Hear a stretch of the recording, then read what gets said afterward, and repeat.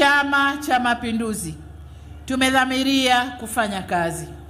Tumefanya kazi, mmeiona, na tunajiamini kwamba tutaweza kufanya tena kazi kipindi cha pili cha awamu ya 6, kazi ya kuonekana.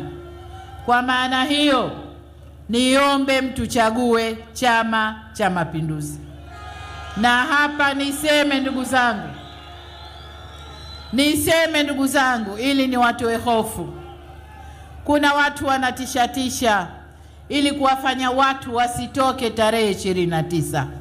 Nataka kuwaambia, ninayezungumza hapa ni amiri jeshi mkuu wa nchi hii.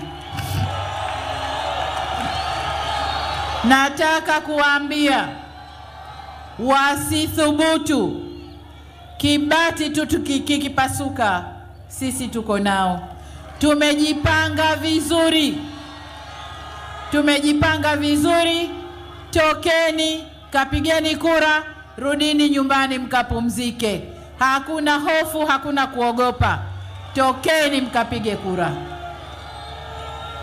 Tokeni mkapige kura tarehe 29.